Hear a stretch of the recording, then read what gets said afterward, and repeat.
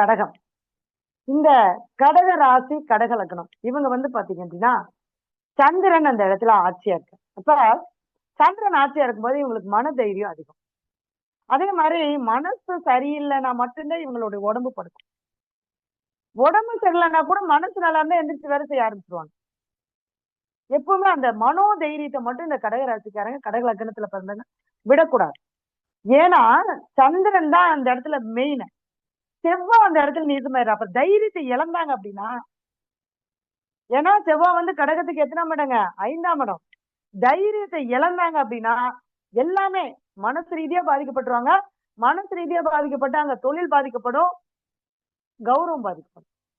இவங்களுடைய ஓட்டம் என்னன்னா தொழில், கௌரவம், மரியாதை, குழந்தைங்க, பூர்வீக சொத்து. இவங்களுக்கு மேக்சிமம் பூர்வீக சொத்து இருக்கிறதுக்கு வாய்ப்பு இல்லை. ஏன்னா 5ஆம் அதிபதி தன் வீட்டுல நீச்சமாயிடுற அப்படிங்கிறப்ப பூர்வீக சொத்து இருந்தாலும் அனுபவிக்க முடியும். இருக்குங்க, இன்னும் எங்க தாத்தா காலத்துல இருந்து பிரிக்காமே இருக்கு. அந்த சொத்துல போய் எங்களால கால் எடுத்து வைக்க முடியல, கண்டிப்பா முடியும். அப்ப குழந்தைங்களுக்காகவே ஒரு வாழ்க்கை. ஏன்னா எந்த கிரகம் நம்ம இந்த வீட்டுல நீசமாகுதோ அதன் மூலமா தான் நம்ம கர்மா வேலை செய்யும். குழந்தைங்க நம்ம வச்சு கேட்காது. ஏன்னா 5ஆம் அதிபதி நீசமாயிருக்கா, அப்ப என்னங்க, குழந்தைங்களால் மனம் பாதிக்கப்படும். குழந்தைங்க ஒரு ஸ்டேஜுக்கு வந்துட்டாங்க, ஒரு வேலைக்கு போக முடியல, இல்ல குழந்தையா இருக்கும்போது அவங்கள படிக்க வைக்கிறதுக்கான ஒரு போராட்டம், அவங்கள கௌரவமா வச்சிருக்கணும், அவங்கள கௌரவமா ஒரு பள்ளிக்கூடத்துல சேர்த்தணும், அதுக்காக ஒரு போராட்டம். அதுக்கப்புறம் பாத்தீங்க அப்படின்னா அவங்களுக்கு கல்யாண வயசு வரும்போது கல்யாணம் பண்றதுக்காக ஒரு போராட்டம். நிறைய பேருடைய ஜாதகத்துல ஒரு பொண்ணுக்கோ பையனுக்கோ கல்யாணம் ஆகலைன்னா நான் முதல்ல பாக்குறது அவங்க அப்பாவுடைய ஜாதகத்தை தான்.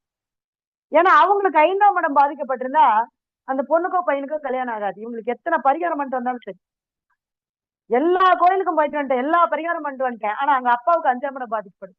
அப்ப 5ஆம் இடம் பாதிக்கப்படும் போது இவங்களுக்கு இந்த கடகராசி கடக லக்னத்துல பிறந்தவங்களுக்கு 5ஆம் இடம் பாதிக்கப்படும் போது இவங்களுக்கு அந்த திருமணம், அந்த குழந்தைங்களுக்கு திருமணம் பண்ணி பார்க்க முடியலையேங்கிற அந்த கவலையை கொடுக்கறது கர்மா.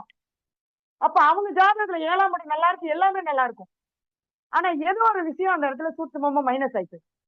அது தெரியாம இவங்க தேடிட்டே இருப்பாங்க. 29 வயசு ஆயிடுச்சு, 30 வயசு ஆச்சு, 40 வயசு ஆச்சு, கல்யாணம் நடக்கல. ஏன் நடக்கல அப்படிங்கிற அந்த தேடலுக்கு வரும்போதுதான் நம்ம அவங்க ஏன் அதாவது எல்லாரும் என்ன சொல்றாங்க, முதல்ல பாத்தீங்கன்னா குழந்தைங்க ஜாதகம் பார்த்தா போதும், அப்பா அம்மா ஜாதகத்தை பார்க்க வேண்டாம்பாங்க. குழந்தைங்க ஜாதகம் அவங்களுக்கு தான் பேசுறோம், அவங்க கர்மா அவங்களுக்கு பேசும். ஆனா கர்மாங்கிறது செயின். அம்மா அப்பா தாத்தா பாட்டி, அம்மா அப்பா குழந்தை. அம்மா அப்பாவுக்கு ஒரு கஷ்டம்னா குழந்தைக்கு பாதிக்குது, குழந்தைக்கு ஒரு கஷ்டம்னா நமக்கு பாதிக்குது. இப்ப நம்ம பையனுக்கு கல்யாணம் ஆகலைன்னா நமக்கு வருத்தம், இதே பக்கத்து வீட்டுக்காரங்க பையனுக்கு கல்யாணம் ஆகலைன்னா நமக்கு ஒரு வருத்தம் இல்லை. அது ஒரு செய்தி. ஆமாமா 30 வயசு ஆயிடுச்சு, இன்னும் கல்யாணம் பண்ணாம வச்சிருக்காங்க அப்படின்னு நம்மளே பேசுவோம். ஆனா நம்மள பேசும்போது நம்மளுக்கு வலிக்கும். அதுதான் அந்த இடத்துல நம்மளுடைய காரணம். அப்ப இந்த கடக ராசி கடக லக்னத்துல பிறந்தவங்களுக்கு செவ்வாய் நீசமாகறதுனால தொழில்ல அவங்க பாத்தீங்கன்னா ஒரு ஸ்டாண்டர்டா ஒரு தொழில் பண்ண முடியும். ஏன், அந்த தொழில்னா 10ஆம் இடம் மரியாதை, அந்த கௌரவத்துக்காகவும் மரியாதைக்காகவும் அந்த தொழிலுக்காகவும் இவங்களுடைய தேடல் போயிட்டே இருக்கும்.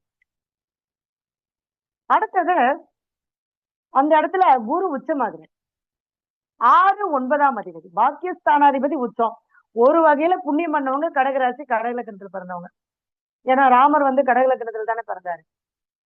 அப்ப பாருங்க, அங்க பாருங்க, அவரும் தன்னுடைய தந்தைக்கு கர்மா 9க்கு 10, அப்பாவுக்கு கர்மா 10ஆம் இடம், அதுதான் அவரால் செய்ய முடியல. உண்மை, நம்ம புராணங்கள் சொல்லக்கூடிய அனைத்துமே ஜோதிடத்தோடு ஒன்றிணைந்தது. ஒவ்வொரு புராணங்களும் ஜோதிடம் தான். அப்ப அந்த கர்மா அப்படின்னு சொல்லக்கூடிய 10ஆம் இடம் கர்மஸ்தானம். அப்ப செய்யக்கூடிய அதை செய்ய முடியல. அப்ப அந்த குழந்தை அவருக்கு, நீங்க நல்லா பாருங்க புராண கதைகளை பாருங்க, அவர் குழந்தை பிறந்ததுக்கு அப்புறம் அவர் மனைவி பிரிஞ்சிருவாரு, அந்த குழந்தை கன்சீவ் ஆனதுக்கு அப்புறம். ஏன்னா இது ஒவ்வொன்றுமே நம்மளுக்கு அந்த அந்த லக்கணத்துல பிறந்தா அதை அனுபவிச்சுதான் ஆகணும். அதுக்காக பிறந்த குழந்தை என்னங்க பண்றது, நம்ம எனக்கு இப்பதான் கல்யாணம் ஆயிருக்கு குழந்தை பிறந்திருக்குது ஒண்ணும் பண்ண வேண்டாம். அந்தந்த தசாபுத்தி வரும்போது பாதிப்பை கொடுக்கும். அவங்களுக்கு செவ்வாய் திசை, செவ்வாய் நட்சத்திரத்துல ஒரு கிரகம் நின்று திசை நடத்தும் போது, ஆனா கடக லக்கணத்துக்கு செவ்வாய் 5ஆம் அதிபதி பூர்வ புண்ணியஸ்தானாதிபதி, ஆனா உங்க லக்கணத்துல நீச்சமாகறதுனால சில நேரங்கள்ல சில உறவுகளை பாதிக்கும். பூர்வ புண்ணியம் பூர்வீக சொத்து இல்லைன்னா குழந்தைய பத்தி நம்ம கவலைப்பட வேண்டாம். குழந்தைங்க வாழ்க்கையில சூப்பரா போயிடும். அந்தந்த காலகட்டம் வரும்போது நமக்கு வாய்ப்பு கொடுக்கும். அடுத்தது புதன். இந்த ஏன் கடகராசி கடகலக்கணத்துல பிறந்தவங்கள திருப்பதி போக வேண்டாங்க அப்படின்னு ஒரு சில யூடியூப்ல சொல்லுவாங்க. ஏன்னா புதன் அந்த இடத்துல பகையாயிறாரு. 3 12ஆம் அதிபதி. இவங்க போயிட்டு வந்தாலே அந்த இடத்துல விரயத்தை கொடுக்கும். உண்மைதான். ஏன்னா அந்த கிரகம் அந்த இடத்துல பகையா இருக்கும் போது நமக்கு அந்த இடத்துல போயிட்டு வரும்போது ஒரு இழப்பை கொடுக்கும். ஆனா அதுக்காக நம்ம போகாமையே இருக்க வேண்டாம். ஏன்னா அந்த இடத்துல நமக்கு எந்த கிரகம் பகையா இருக்கோ அந்த கிரகத்தை நம்ம இந்த பிறவியில அதற்கான நிவர்த்தி பண்ணினா மட்டும்தான் நம்ம என்ன பண்ண முடியுங்க, அதுல இருந்து நம்ம வெளியே வர முடியும். ஒரு சிலருக்கு ஒரு கோயிலுக்கு போனா பிரச்சனை ஆயிரும்னா அந்த கோயிலுக்கு போகவே மாட்டாங்க. ஆனா அப்படி கிடையாது. அந்த கோயிலுக்கு போய் ஒரு பிரச்சனை வருதுன்னா நம்மளுடைய ஒரு கர்மா அந்த இடத்துல இருந்து வெளியே போகுதுன்னு அர்த்தம். நம்ம எல்லாருமே ஒரு பிரச்சனை வருது அப்படின்னா நம்மளை விட்டு ஒரு கர்மா வெளியில போகுதுன்னு அர்த்தம். சுவாமிஜி அதான் அழகா சொல்வார். அதாவது ஒருத்தர் நம்மள ஒரு அடி அடிச்சிட்டானா நம்ம அவனை போய் ஒரு அடி அடிச்சிருக்கோம். அடிச்சோன்னா நம்மளுக்கு அந்த கர்ம நிவர்த்தி ஆயிடும். அந்த மாதிரிதான் ஒவ்வொரு விஷயமுமே. அப்ப அந்த போகும்போது என்ன பண்ணும்னா புதன்னா நமக்கு 12ஆம் இடம். அப்ப நம்ம முடி கொடுத்துட்டு வர்றது ரொம்ப சிறப்பு. அதனாலதான் திருப்பதி போனா பெருமாளுக்கு முடி கொடுத்துட்டு வராங்க. அப்ப கடகராசி கடகலக்கணக்காரங்க திருப்பதி போனா முடி கொடுத்துட்டு வந்தா நமக்கு எந்த பிரச்சனையும் கிடையாது. இல்லைன்னா அந்த இடத்துல புதன் பகையா இருக்கறதுனால இவங்க 3ஆம் இடம். இவங்க முயற்சி செய்யக்கூடிய அளவுக்கு அவங்க என்னதான் ஹார்ட் ஒர்க் பண்ணாலும் அவங்களால ஜெயிக்க முடியாது. ஒர்க் அதிகமா இருக்கும் ஆனா வெற்றி அப்படிங்கிறது கம்மியா இருக்கும். இந்த கடகராசி கடகலக்கணத்துல பிறந்தவங்களுக்கு பாத்தீங்க அப்படின்னா 5ஆம் அதிபதி 7ல உச்சமாகுது. அப்ப இவங்க இந்த காதல் சம்பந்தப்பட்ட திருமணம் பண்ணிட்டாங்க, காதலிச்சு திருமணம் பண்ணிட்டாங்கன்னா ஜெயிச்சிடலாம். ஆனா காதல அங்க ஜெயிக்க முடியாம போயிடும். ஏன்னா 5ஆம் அதிபதி நீசமாயிடும்.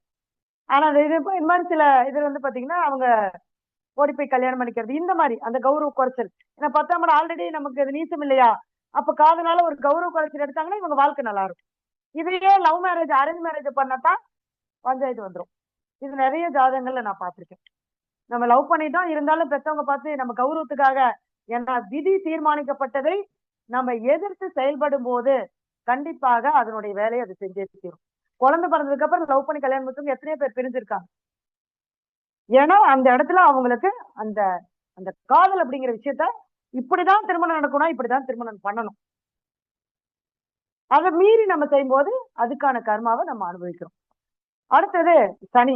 சனி பகவான் இந்த கடகராசி கடகலக்கணத்துக்கு பாத்தீங்கன்னா எப்பவுமே நண்பர்கள் அதிகமா இருக்க மாட்டாங்க. பெரிய அளவுக்கு நட்பு வட்டாரங்கள் இருக்காது. இருந்தாலுமே பாத்தீங்க அப்படின்னா அவங்களுக்குதான் இவங்களால பலன் இருக்குமா ஒழிஞ்சு நண்பர்களால இவங்களுக்கு பலன் கிடைக்கும். அதே மாதிரி வாழ்க்கை துணை மூலமா இவங்க எப்பவுமே ஏதோ ஒரு பிரச்சனை மன அழுத்தத்தை சந்திப்பாங்க. ஏன்னா 7க்கும் 8க்கும் உடையவர் சனி பகவான் அந்த இடத்துல பகை பெற்றிருக்கார். இப்போ கடகத்திலேயே சனி இருந்து எப்படிங்க இருக்கும், கடகத்திலேயே சனி இருந்தா சூப்பரா தான் இருக்கும்.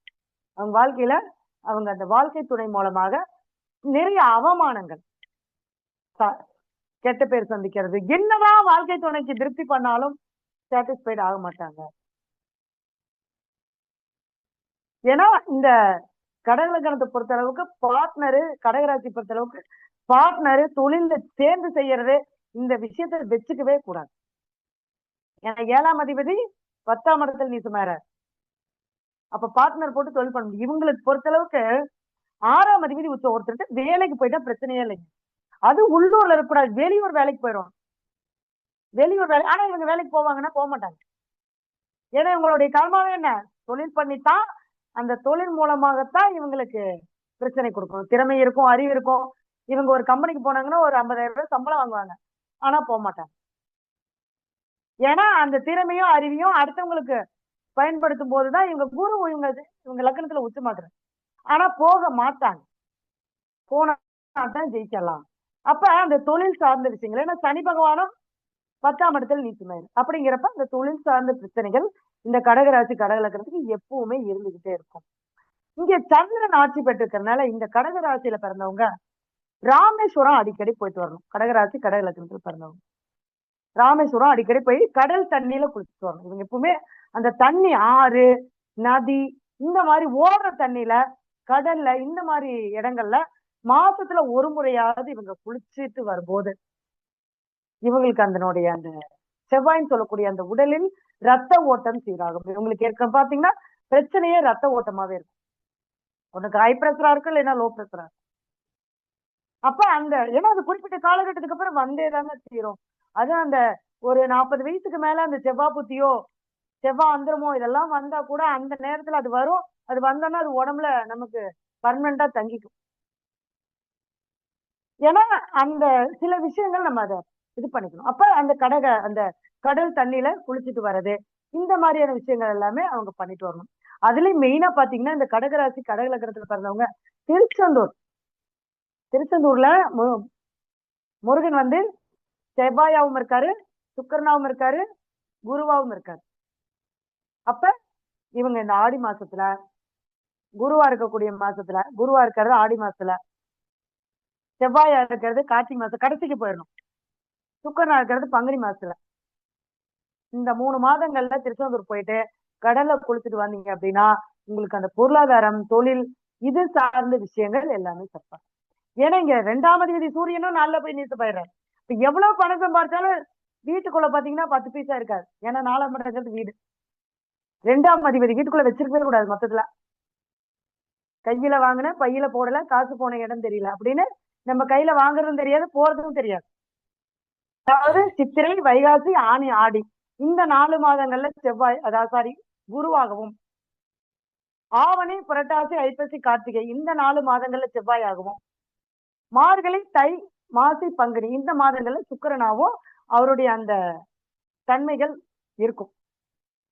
அப்ப நம்ம அந்த மாசத்துல போகும்போது நமக்கு அது ஏன் கடைசியா போக சொல்றேன்னா இந்த கடகராசி கடகளுக்கு பிறந்தவங்க ஆடியில பிறந்திருப்பாங்க. சாரி, ஆடியில பிறந்திருக்க மாட்டாங்க. ஆடி மாசம் அந்த அந்த வீடு வருது இல்லையா, அதனால ஆடி மாசம் போலாம், கார்த்திகை மாசம் போலாம், பங்குனி மாசம் போலாம். அப்ப போயிட்டு வரும்போது உங்களுக்கு அந்த செவ்வாய் சார்ந்து உடம்புல இருக்கக்கூடிய பிரச்சனைகள் சரியாகும். அடுத்தது குழந்தைங்க மூலமா நமக்கு அந்த சந்தோஷங்கள் கிடைக்கும். செவ்வாய்னா மண்ணு, பனை, பூமி இதுல எல்லாமே அவங்களுக்கு ஆகாத ஏதாவது ஒரு விஷயம் நமக்கு இருக்கும்.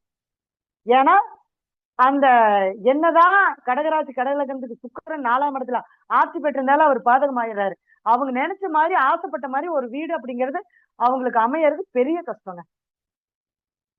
ஏதோ ஒண்ணு வீடு கட்டையில ஏதோ பிரச்சனையாக இல்லைன்னா வீடு வந்து அவங்களுக்கு திருப்தியா மனசு நிறைவா இருக்காது. வீடு இருக்கும், ஆனா மனசு நிறைவா இருக்காது. இது ஏதோ ஒரு குறை இருந்துகிட்டே இருக்கும். அப்ப அவங்க வந்து பாத்தீங்க அப்படின்னா நம்ம திருச்செந்தூர் போயிட்டு வரணும். அடுத்தது ஸ்ரீவாஞ்சியம் போயிட்டு அங்க வாஞ்சிநாதர் சிவபெருமானையும் யம தர்மராஜாவையும் அவங்க வழிபாடு பண்ணிட்டு வரும்போது திருமணம் இல்ல, திருமணத்தினால பிரச்சனை இந்த மாதிரியான விஷயங்கள் எல்லாமே அவங்களுக்கு சிறப்பா இருக்கும்.